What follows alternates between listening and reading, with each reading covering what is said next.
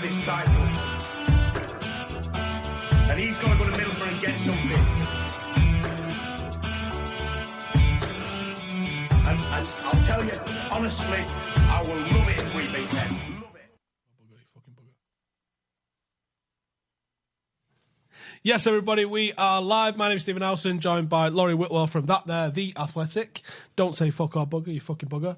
And we are going to be doing a quick transfer talk Q&A with what Laurie expects is going to be happening, what I expect might be happening, looking at some of the speculation and stuff. But before we get into that, we are brought to you by the good folks at The Athletic, and you can get 50% off if you click the link in the description, or if you go to The Athletic/Howson, that's theathletic.co.uk/Howson. Building a right team, aren't you? Oh, The Athletic, yeah. Genuinely right team. And some good podcasts come out as well. Hope there's a United one soon. That would be really good. Righty, let's get into it, shall we? You wrote an article the other day. United need to spend in January. What are you laughing at? You know. United needs to spend in January with Haaland and Maddison top of their list.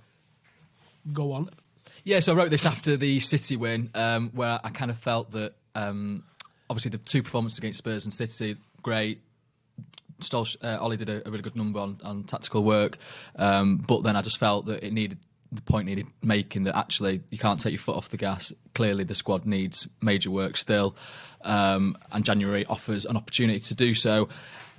The window clearly is a difficult window to do business in, but the vibe I was getting was that it would be too difficult, and I kind of thought that was a bit of an odd one, just given that it's one of only two opportunities. The vibe they were sending out to me basically in text was January's always difficult to do business, and I was like, is it though? Well, that's it. It's the question. Listen, clearly, there's some players that will only be available in the summer because they want to see where the land lies. You know, they want to see out the season. It'll be too difficult to get them out of clubs.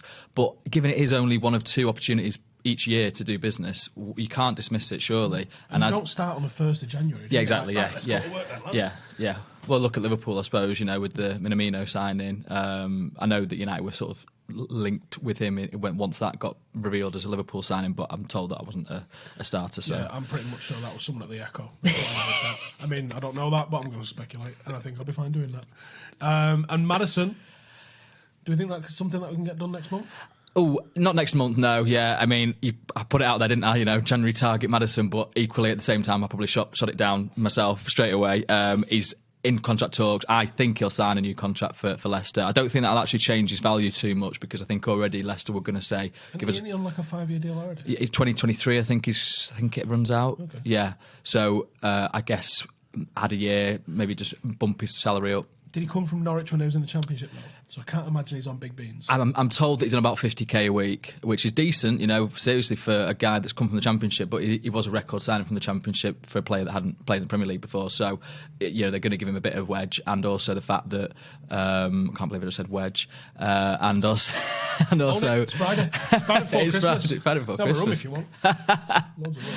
I went to Christmas markets last night. Actually, I had a bit of rum in me mulled wine. We are live, so if you've got any questions, let's not just throw like a single name. Sancho ? That's not a question. That's a player's name with a question mark. If you've got an actual question, throw it in there. Why is Kevin Keegan on the intro? Because it was one of the greatest meltdowns in the history of meltdowns. That's why. So yeah, Maddison, I'm of the same opinion. I would absolutely kill for Maddison at Manchester United. I think he very much fits the bill. As we were saying before we went live, I think Haaland is the archetype of a number 9 that Solskjaer wants. And the fact that we persist with this formation makes me think that he's got an idea of a number 10 in his head that none of our number 10s are.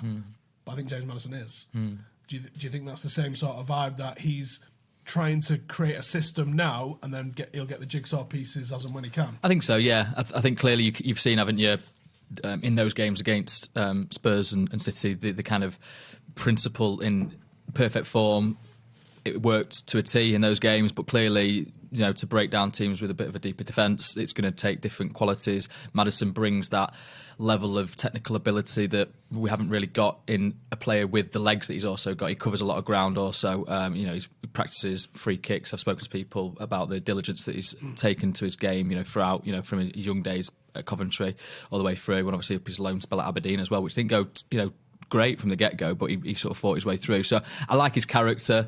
I know he's had his critics for the way that he kind of goes about things in certain ways, but I think fair play, you've got to have a bit of character about you. So yeah, I think he would fit totally with what United want. Whether they can get him from Leicester's another matter. Obviously United fan as well. Madison. Oh, is he? I believe so. There's pictures of him wearing a United shirt. Could be. And he was at the United-Barcelona game at the end of last season as well. Right, okay. Well, there you go. The fellow we was talking about before we went on air, I walked past him on the way to the match, said hello, and he was like, that. And I'm like, what? Looking around going, what? He's like, I'll text you. And I walked past him, and he just put James Maddison, and I turned around and I'm like, oh shit, yeah, he's there. There we go then. Okay, right, I didn't know that. Well, if you get a press conference for his unveiling, ask him, was you at the Barcelona game? You a United fan? Everyone that age used to be a United fan, didn't they? Grew up United fans. Yeah. When we were good? Yeah, basically. Jesus. What other business apart from those big names? There's Kai Havertz's name's been thrown into the mix. Yeah, so obviously that came out this week in terms of concrete talks. It's difficult, isn't it, to pick your way through the various different links that come our way.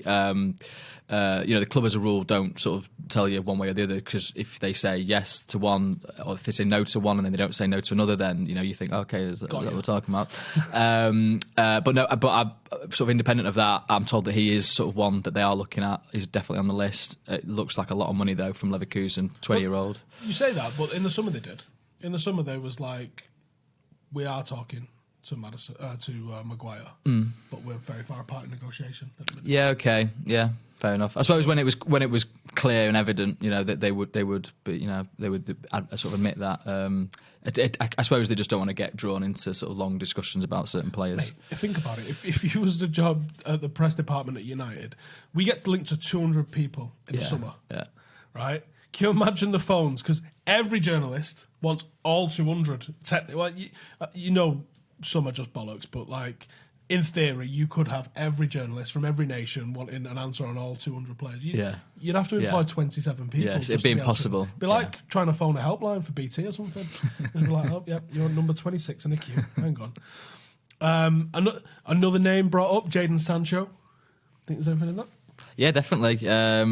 They obviously looked at him last summer. I think we've discussed before, haven't we? You've got your own information in terms of where Dortmund's heads were at that point. Sounds like they big money. Didn't really want to enter into negotiation. It looked like so. Yeah, but since then, obviously, he's had a bit of a falling out at Dortmund. It's not going quite as well. He's going his way on the pitch, really. But they're obviously having certain issues in terms of timekeeping, I guess. He's definitely one that United like. I've got a sense a little bit more recently that maybe he's not like a priority signing. So. Whereas I guess you'd think that it'd need to be to commit that kind of money to him, but I guess we'll see. He's clearly extremely talented, so you can't really say no to a guy that's scoring that kind of goals and making that many assists. I'm worried though, because didn't Dembele score about 6 goals, something like that? Usman Dembele, and then went to Barcelona for 130 million. Yeah. What makes us think that we're going to get Sancho for less? I guess nothing really. It sounds though the 100 million thing seems to be a kind of consistent sort of valuation that's coming out. So I wonder if they've just basically said, "Listen, you clearly want to move on. We're happy for you to do that, but as long as we get the right money for it, then everyone's happy." And it seems the 100 sort of is that figure. What do you see as the big plugs in the squad that need filling? Because of all these players that we've just mentioned, from Haaland to Sancho, Havertz, Maddison, they're all a bit attack-minded. And I would argue, okay, I'm not going to turn down reinforcements. Certainly, I definitely think we need a number 10. I don't think we haven't got one that I think would be a first choice anywhere. Right winger, yeah, bring me one, happy. Bring me another striker, yeah, happy. But I think what we really need is someone in the engine room. The only name I've seen linked with us that looks like it's got anything to it, and I actually don't even know where this has come from, is this Saul Niguez one. Oh, okay, yeah. Well, he's definitely one that there's a sort of funny tale from one of the early recruitment meetings when David Moyes took over, which is an example of the way that the system without Ferguson fell apart to begin with, which obviously he knew everybody and kind of had the respect and sort of had this sort of all-seeing eye. There was a recruitment meeting, and that name, apparently he was available apparently for €8 million, I think it was, and it didn't get passed up the food chain because sort of internal kind of politics a little bit, I think.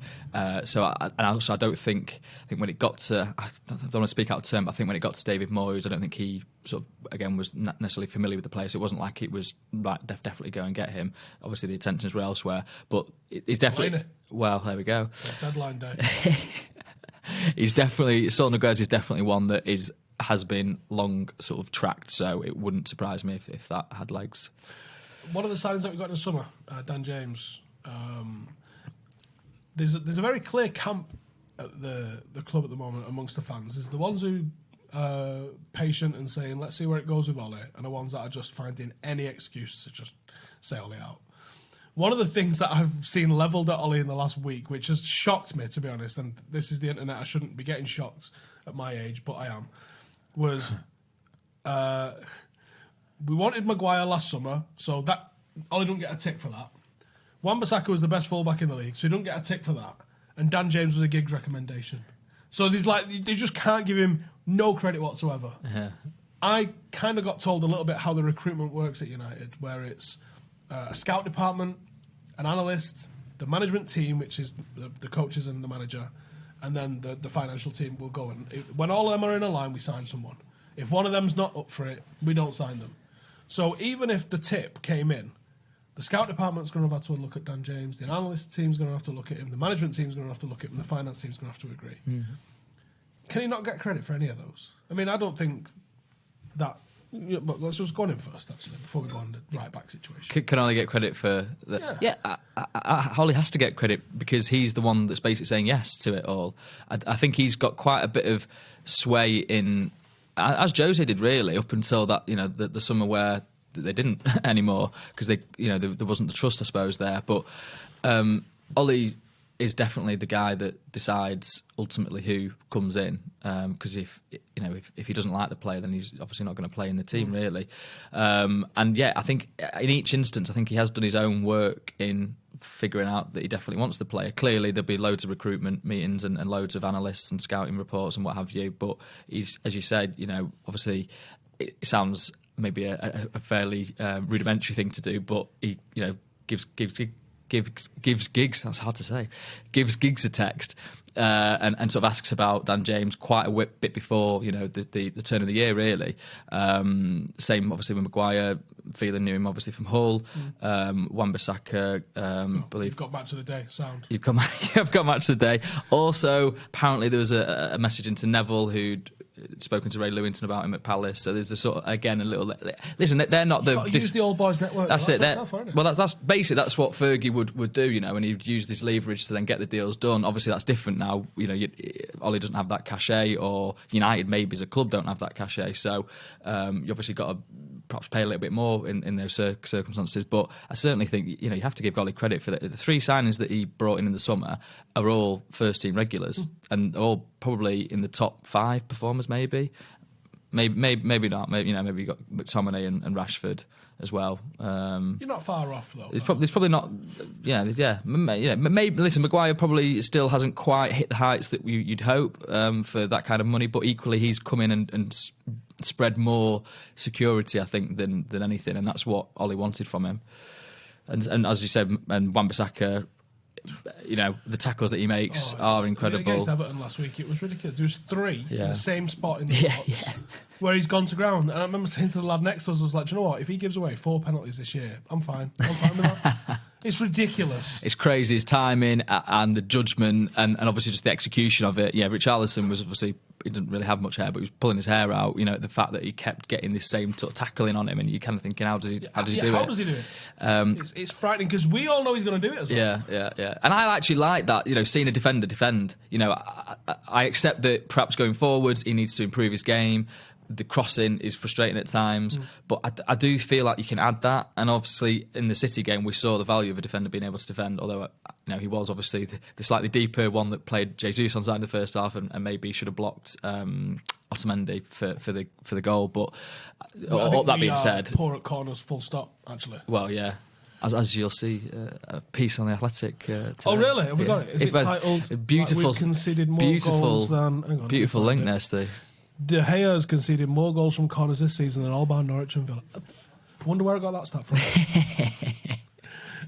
The thing that does frustrate me about the transfer window is that supposedly we analysed 802 right backs. Or was it 300? Whatever, it's a ridiculous number. I think it's 300. Let's say 804 or something like that. I think I'm gonna slightly stick up for the club in a sense here, in that I don't think it was a case of we're going to look at all these 804 right backs and they are all potentially going to be United standard or anything like that. I think that was perhaps the biggest pool, and it was a number to sort of say, listen, we do have eyes everywhere, but I accept definitely you don't need to look at 804 to find Wan-Bissaka. I might do it right now. I might fire up Football Manager right now if I'm going to fucking do it. I'm going to put Footy Manager on right now. I'm going to start a new game and I'm going to see. I'm not. It'll take too long. Is there even 800? Well, there's not. Well, how many clubs? Yeah, well, there's 92 clubs in the Football League. You're going to have to go some, aren't you, to get to 800? Yeah, you're going down to the Dutch 4th Division. Now, okay, we've seen the lower leagues in France, but below the Premier Division, have had good players that have come out from there, that have gone on to stuff. The Championship's had some excellent players that have gone on and been very good players. I think there's definitely value looking below the surface, looking off FIFA, if you like. But 802, and you didn't find one for 50 grand at like Droylsden or Kettering or somewhere that you're like, he's not that level. He might not be this level, yeah, but he's in the middle somewhere. Would that not be a good backup?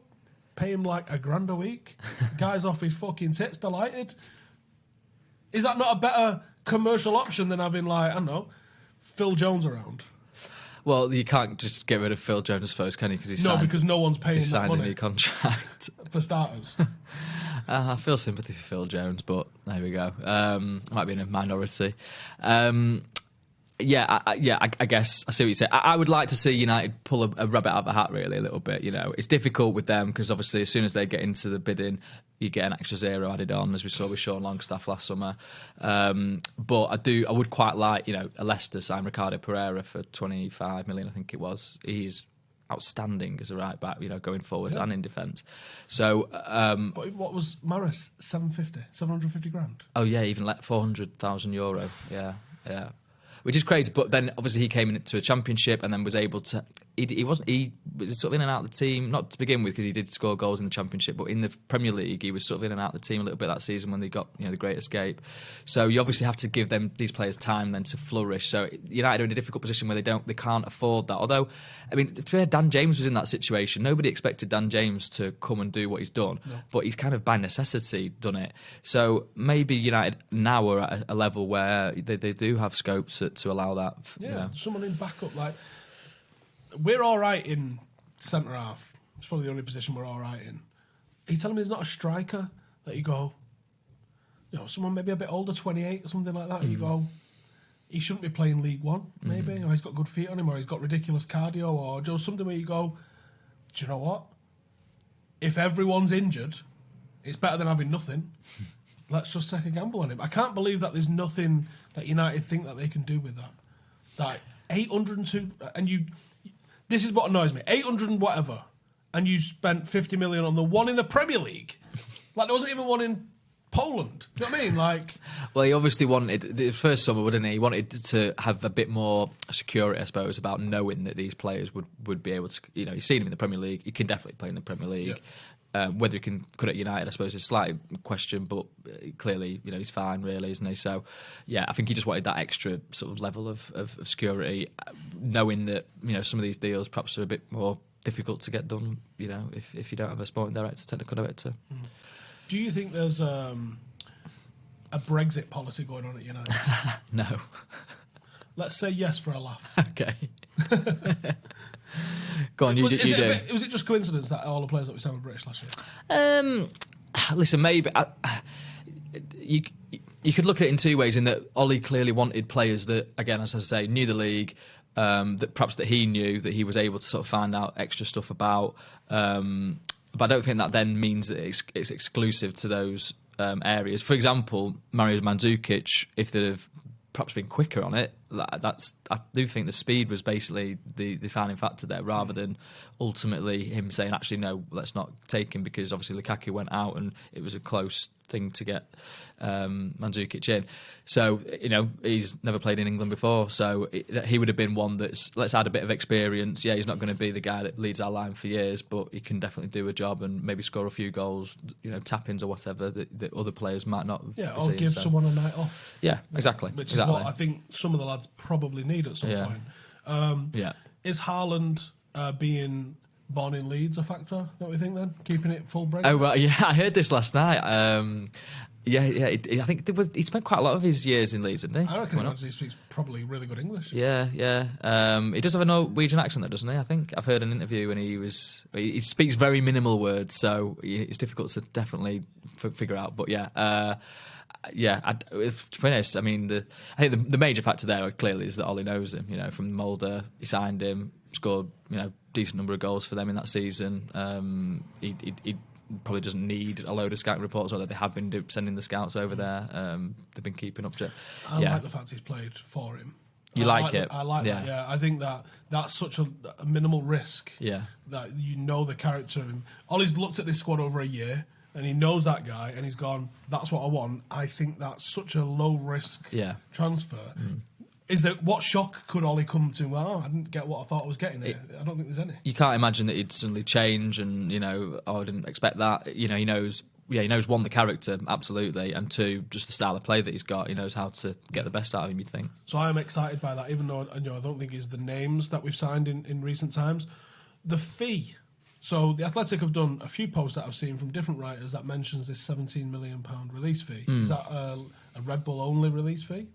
I don't know. It's so difficult to figure out release clauses. I did a story on. I mentioned this in my Q&A today. On N'Golo Kante had a release clause, obviously from Leicester, and that release clause, for example, was I think 20 million. But then, if there was two clubs bidding or more than two, it was whatever the highest bid was. So basically, there was a Chinese club that started bidding for him, and he was never going to go there. But it just was, increased the price to 32.5. So Leicester, in the end, not a bad sort of sale price really, but they had to sell him. They couldn't then reject the 32.5. They had to sell him at that price. So technically you can, because that's the problem with the release clauses. It's not like FIFA where it's done. If Leicester refused, they would have got taken to the court of arbitration for sport, and it would come outside the transfer window, and they'd been like, oh right, okay. Well, I suppose Leicester's thought they're unenforceable in England. Well, yeah. Well, that's okay. Yeah, but I'd be intrigued to see if anyone said no. Obviously, the Arsenal and Liverpool thing. That's the proof of it. Yeah. Like it's 40. But was that not a dispute over the actual wording of it, where it was, from Liverpool's perspective, they only had to negotiate once somebody had bid that amount? It's either a release clause or it's not. Yeah. Well, I think somebody messed up there in the wording of it. No. Okay, I thought it was a release clause. Right, so someone's doing exactly what we said don't do and just writing a single player name, so that's getting ignored. Ruben Neves. Yeah. Oh, sorry. We're ignoring it. All right, ignore it. Okay. I mean, Ruben Neves is a player I really like. Do you think there's much in that? I've not heard anything. I really like him. He's gone a bit quiet, hasn't he? I don't know if he's hitting the heights at Wolves this season as he has previously done, but he's clearly a very talented player. John Gallagher says, come on, Steve, when have you heard good English spoken in Leeds? Yeah, that's a valid point. Chris says we need to sell Young, Matic, Mata, Andreas, Shaw, Jones, and of course Pogba. We haven't spoken about Pogba. What's your gut feeling telling you? Well, Raiola today has, I guess, changed the landscape a bit. I did a piece this week where I basically said that I think United probably should, cut the cord and cash in on him. Obviously, if they get a decent offer. Obviously, what that actually figure is anyone's, how long's a piece of string, and whether or not Real would actually do it or anybody else. But obviously Real seems to be the kind of side that most likely to buy him. But Raiola's sort of statement today has kind of changed the landscape a bit and makes me think, I wonder if something's gone on behind the scenes where it's it's Real have given them the word. Listen, we can't buy him next month. And obviously, Ollie this morning was absolutely emphatic, saying that he won't go. I think he said 99.99%. So maybe there's small wriggle room in that. You're saying there's a chance. I think Dumb and Dumber style, but I wonder if there's something in this illness thing that both him and Gomez have got, and that Lukaku seem to have. It's going around, is it? Yeah, is it like contagious? I'm trying to leave itis or something? I am suspicious. I mean, I don't believe everything the manager says in a press conference, and I don't think anybody should. I think there's always an agenda and a smokescreen and a reason behind it all. Which I actually would totally be fine with. He's looking out for himself and the club, so I get that. Why would you let everybody in on all the secrets that go on? It's not to your benefit. Why would you do that? I agree with you. I think the length of time that Pogba's taken to get back from this ankle injury, which has never been properly diagnosed, and Solskjaer decided not to divulge today. He was asked about it. What exactly was it? Has caused some sort of questions to be asked, and then the illness thing was another curious episode. But Pogba is back at least in training. JW says, if we were to sign a midfielder, who do you think most likely to join? I mean, it's throw a dartboard at a map, innit? Yeah. It's actually doing the completion of it. There's players out there that I would quite like at United. I'd like Jack Grealish. I know he scored at Old Trafford. It's not just solely based off that, but I think he's a technical player. I don't know whether he'd want to leave Villa, but listen, if they go back down to the Championship, I don't think he's definitely got ambition to play in the Premier League and play higher. So that's not really a question. But yeah, whether it would happen, I don't know. But I don't know. Yeah, it's difficult to say. I'm sorry. That's my response to the stuff over Haaland as well, where people are like, "Why are we buying a striker when we clearly need a midfielder?" Well, I totally agree we need a midfielder, but if he's available, yeah. And you get him now before he ends up at like Dortmund or Bayern Munich or somewhere where you're just probably not going to get him. Like if he's like, we signed Robin van Persie and we had Wayne Rooney, Berbatov, Chicharito, and Danny Welbeck, and Fergie was like, I want another striker, and they let him, and it turned out all right. You need goals. You can't. As strikers are the most expensive position on the pitch for a reason, because they, goals win your games. Like, it's obviously a stupid thing to say, but it's a fact. And Greenwood has been brilliant in his cameos that he's had. His finishing is absolutely scary, but you can't sort of rely on him. And also, I think if you have another player in there that's sort of challenging the likes of Anthony Martial, the likes of Rashford, just to keep that level up, that'll energise them surely. Or even, like we said a minute ago, give him a night off. Yeah. This is a name that I've actually seen in the last week or so. If Pogba goes, we need Milinkovic-Savic. He's the exact same player, except he doesn't mind defending. Not really concerned if Paul leaves. At least he has high resale value. Milinkovic-Savic, that was a trending name a couple of summers ago, but I think I've heard a little rumour or whisper or two in the last, I'm going to say 5 days, that is a name that's come up, should we say? Okay. Well, you know more than me. I haven't heard that one myself, but I haven't asked the question on that, to be fair. But I remember 2 years ago that they definitely had substance, didn't they, those stories? Yeah. So I haven't seen a great deal of him, so I'd be lying. I thought you might have heard a little rumour. Sorry. Milinkovic-Savic was one. I'd someone just come up and said, I'll have to find out what the message was, but it was a name. I can't remember. It certainly wasn't a done deal. Number 8. Yeah. Well, now you've mentioned it, I'll go and do some digging as well, and we'll figure it out. We get it between the two of us. We spoke about Kai Havertz, Adesh at the start of the show. Laurie said it's a done deal. He's coming on Friday. Flying in from Stavanger. Haaland is better than a Plan B target man. I would agree on that. Yeah, I don't think anyone's suggesting that. 2 comments, totally at odds there. Abhishek says Savic is tearing up Serie A, and Jacob says not into SMS. Do you think that's the area that would solve the issues that we're all seeing at United in terms of creativity? A good midfielder.